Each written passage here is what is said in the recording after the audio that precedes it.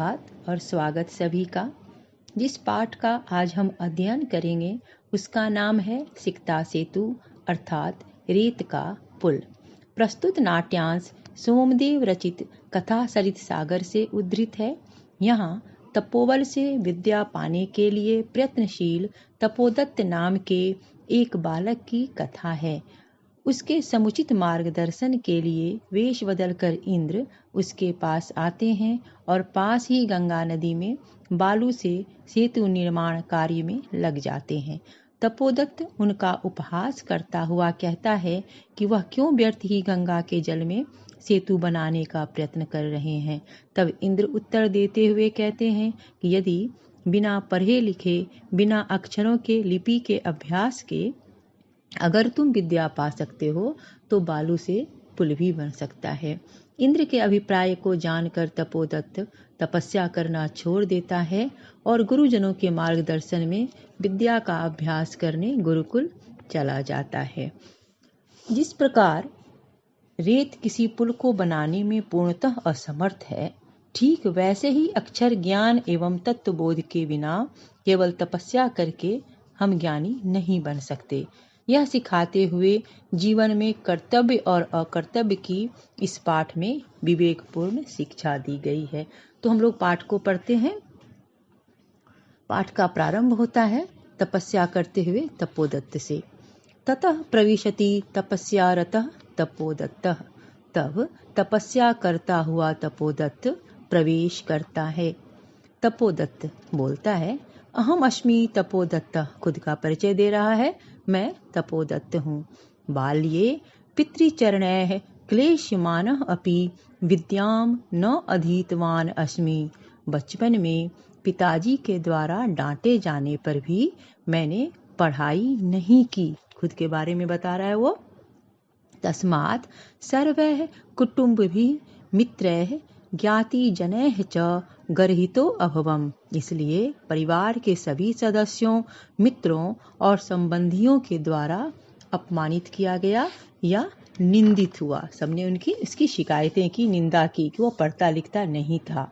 ऊर्ध्वम निःश्वस्य, दीर्घ सांस लेकर, हा विधे, हे विधाता, हे प्रभु, किम इदम मया कृतम, यह मैंने क्या किया। कीदृशी दुर्बुद्धि आसीत तथा, उस समय मेरी यह कैसी दुर्बुद्धि या दुष्ट बुद्धि हो गई थी। एतत् अपि न चिंतितम, यत् मैंने ये भी नहीं सोचा कि परिधानैः अलंकारैः भूषितः अपि न शोभते। अगर कोई अच्छे अच्छे वस्त्र भी पहन ले और आभूषणों को भी धारण कर ले फिर भी वह अच्छा नहीं लगेगा। नरो निर्मणि भोगीव सभायाम वा गृहे। मणि रहित सांप की भांति वह मनुष्य भी जो विद्या विहीन है शोभा को प्राप्त नहीं करता है। किंचित विमृश्य, फिर कुछ सोचता है। वि प्लस मृष प्लस ल्यप भवतु, अच्छा ठीक है। किम एतेन, इससे क्या, अब जो हो गया वो हो गया, इससे क्या। दिवसे भ्रांतः संध्या यावत् यदि गृहम उपैति तद अपि वरम। दिन में पथभ्रष्ट हुआ मनुष्य यदि शाम तक घर आ जाए तो भी अच्छा है। वरम यानी श्रेष्ठ, श्रेयस्कर, अच्छा है। न असौ भ्रांतो मन्यते, उसे भूला नहीं माना जाता। एष इदानीं तपश्चर्यया विद्याम आप्तुम प्रवृत्तो अस्मि। अब मैं तपस्या के द्वारा विद्या प्राप्ति में लग जाता हूँ। जल उच्छलन ध्वनि श्रूयते, पानी के उछलने की आवाज उसे सुनाई देती है। अये कुतः अयम कल्लोल उच्छलन ध्वनि, अरे यह लहरों के उछलने की आवाज कहाँ से आ रही है। महामतस्य मकरो वा भवेत पश्यामि तावत, शायद कोई बड़ी मछली या मगरमच्छ हो, जाकर देखता हूँ। पुरुषम एकम सिक्ताभिः सेतु निर्माण प्रयासम कुर्वान दृष्ट्वा सहासम।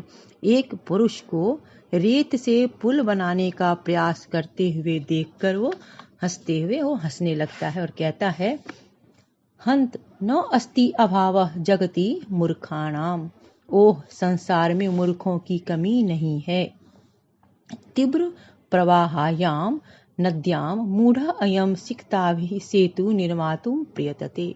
तेज प्रवाह वाली नदी में यह मूर्ख रेत से पुल बनाने का प्रयत्न कर रहा है। जिस नाट्यांश को हमने पढ़ा है इसके संधि विच्छेद और पद परिचय प्रकृति प्रत्यय को याद करेंगे।